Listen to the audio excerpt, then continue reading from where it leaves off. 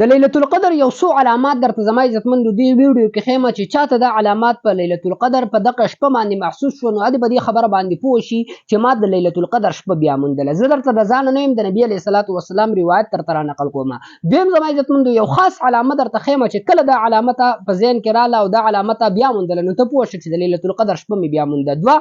دریم زما عزتمندو که چېرته مونږ ته د لیلۃ القدر شپه میلاو شي نو مونږ له په دې کې څه کول پکار دي. حضرت عایشې ته نبي علیه الصلاة والسلام یو مختصر دعا ښودلې ده، هغه درته په دې ویډیو کې بیانوم. ګورئ د ټولو نه مخکې خو د مسند احمد یو روایت ستاسو خدمت کې پیش کوم چې نبی کریم صلی الله علیه وسلم فرمایي چې دا شپه به بالکل روښانه وي، بالکل صفا به وي.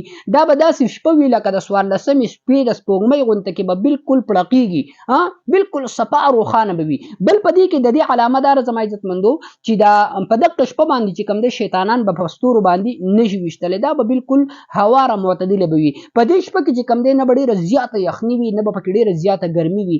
بل زما عزتمندو په دې شپه کې چې کوم دی نو هغه هر یو څیز به یو روښانه وي، خاموشي به وي، زوږ دا به نه وي، بالکل خاموشي به وي. بالکل دا شپه به بالکل صفا وي، دا شپه به بالکل چې کوم دی نو هغه پاکه وي د هر قسمه عیب نه.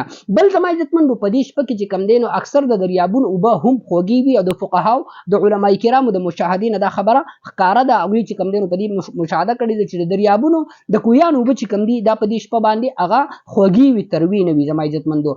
بل زما عزتمندو سهار چې کله نور راخیږي که نه نو نور چې کوم دی د 14مې سپوږمۍ د شپې غونته کې به هغه پړقېدونکی راخیږي چې هغه به شغلونه پاک وي. شغلې به په هغې باندې سهار نه وي، څه وخته پورې ښه، داسې نه چې ټول وخت بلکې څه وخته پورې چې کله هغه راخیږي نو هغه به د شغلونو پاک راخیږي زما عزتمندو. بله علامه دا ده زما چې کله سهار نور راخیږي نو د شیطانانو دپاره ممکن نه دي دا چې هغوی د نور سره راوخیږي. نورو ورځو کې چې کوم دی نو د شیطان د نور سره راخیږي، د هغې کمقرن چې کوم دی په هغې باندې راخیږي او د نور په وخت کې چې کوم دی نو د سجده کول او هلته مونځ کول ځکه مکروه دي، علماو لیکلي دي، هغه بیا تاسو وګورئ ځان له چې هغې ځکه مکروه دي چې په دې کې شیطانان راخیږي او شیطان وایي چې کوم دی هغه په دې وخت کې مونږ ته سجده وکړله.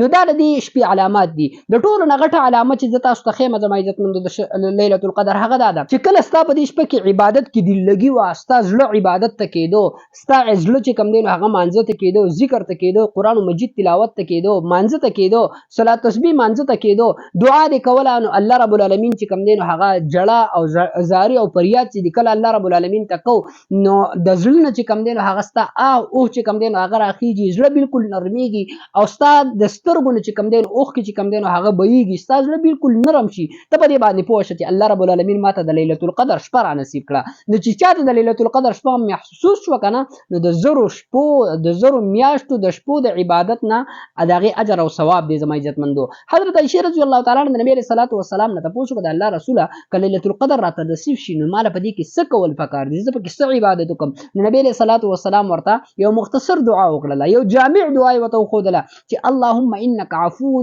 تحب العفو فاعف عني. ای الله ته معافي کوونکی ذات یې، معافي کوونکی ذات یې او معافي کوونکی خلق خوښې هم ما ته معافي وکړي. یو ډېره جامع دعا ده. نو الله رب العالمین دې هر یو مؤمن ته، هر یو مسلمان ته د لیلۃ القدر شپه ور نصیب کړي او الله رب العالمین دې هر یو مؤمن ته په دې کې د دې هغه حصه چې کوم دی نو هغه وکړي. که ټول شپه مونږ عبادت نشو کولی نو چې نمازخوتن تراویح وکړو او د هغې سره سره سحر مونځ چې کوم دی د جمعې سره وکړو او یو سپاره تلاوت پکې وکړو، انشاءالله د ډېره خیر نه به مونږ او تاسو نه محرومه کیږو. السلام علیکم ورحمة الله وبرکاته.